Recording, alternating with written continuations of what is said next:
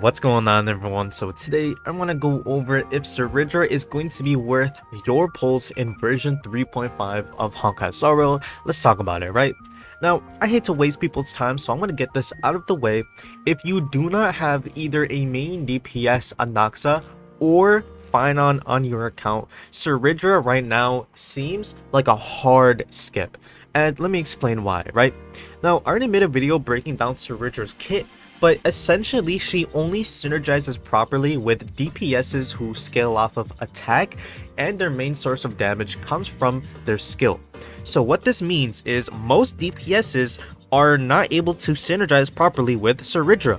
You can't use any follow-up attack units because their damage doesn't scale off of their skill, obviously. You can't use her with Blade, no Aglaya, no Castris, so many units who she can't synergize with. If you're expecting the next Renmei, the next Sparkle, the next Tribi, right, a unit who just works with most characters in the game, you are not going to be getting that with Cerydra. She's more like Fugue in the sense where she is only locked behind specific team comps, and in this case, just like with Fugue, there's only 2 units who she can work with. Now, Fugue at the time seemed like a good investment, but Break fell off hard with the release of Amphorius, and there hasn't been a single Break unit that has released ever since. Could we see the same with Cerydra? I don't think so. I personally believe that we could get a DPS in the next few months, in the next half year or so, who could synergize with Cerydra, but that is straight up a prediction. There's no way of knowing that the next 5 DPSs that could come out could all either be follow-up attack, dot, just anything that isn't what is tailored for Cerydra. So it is a gamble in that sense. But I feel like personally though, if you have a DPS Anaxa or especially Finon on your account, I think Cerydra overall will be a great investment, and let me explain why. Now the thing with the Honkai Star Rail is a lot of people know that there is DPS power creep. There's overall power creep, but it's especially prevalent in DPSs, which is why a lot of people are afraid of maximizing their team comps, going for the best premium team comps. But the thing is, even though Finon is the best DPS in the game, and we know that that's not gonna last forever at this point, there is a game mode, right? There's actually 2 game modes I want to talk about where Finon can get a lot of value from. You can get a lot of value out of your Finon no matter how much investment you have with him. The first one is going to be Pure Fiction.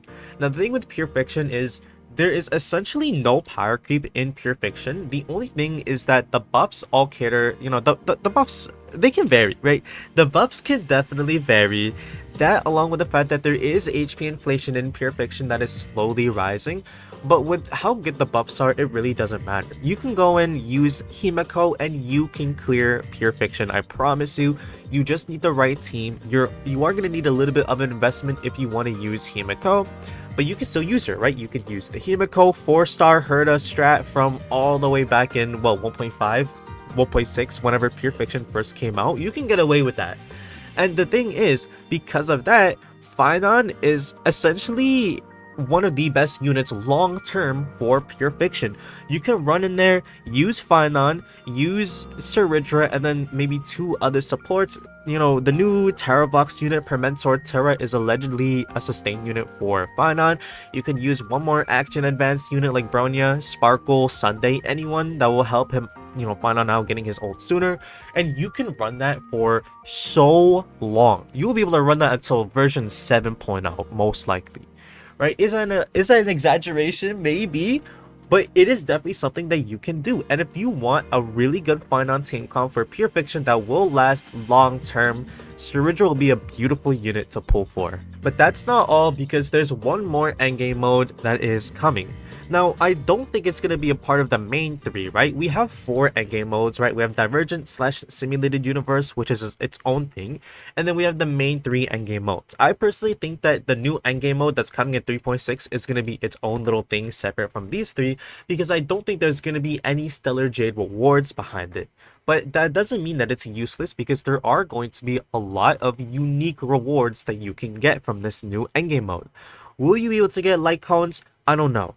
But there will be a lot of cosmetic rewards that you will be able to get from this new endgame mode. If you've ever done Deadly Assault in Zenless Zone Zero or Memorial Arena in Honkai Impact, you can think of this new endgame mode as that, where you pick your 3 teams, you go in there, you do a little boss rush, and then you get the rewards using 3 team comps. You're gonna need 3 team comps.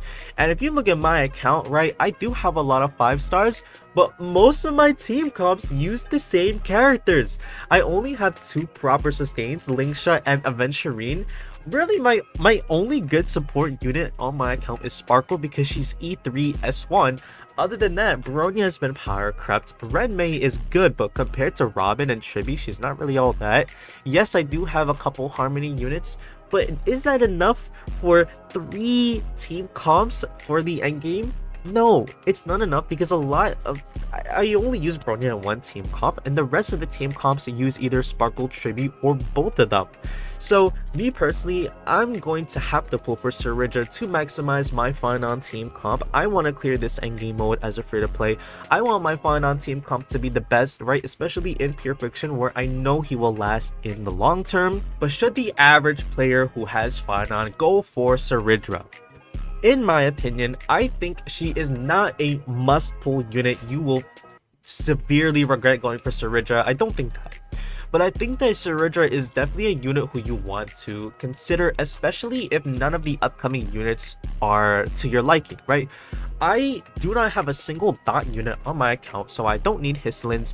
I also don't need Silverwolf because I already have her, and I'm not going to pull for Kafka. 3.6, I'm not too sure about the reruns. There's no rerunning units who I don't have, who I will get right at this point, other than like Black Swan maybe. And honestly, I'm not gonna go for Evernight or Permentor Terra. I'm only gonna go for, Cyrene, who's coming in 3.7. So I'm good on pulls, right? There's no units coming in the short term who I really want on my account. So because of that, once I get Saber, I'm going to go for Cerydra personally. So that's about it for this video. If you have Phanon or main DPS Anaxa, mainly for the Phanon mains though, I would recommend Cerydra, but you're not gonna be missing out if you don't have her on your account. She's mainly just like a finance support at this point. Her buffing capabilities aren't even anything crazy. She is getting buffed. Her kit, it did get buffed before release a little bit, so she gets all type res pen, but compared to Tribi, Tribi's gonna buff your DPS more. I think even Ren Mei would probably buff your DPS more, if I'm being honest. My Sparkle definitely will. But that's about it for this video. I'll see y'all. Take care.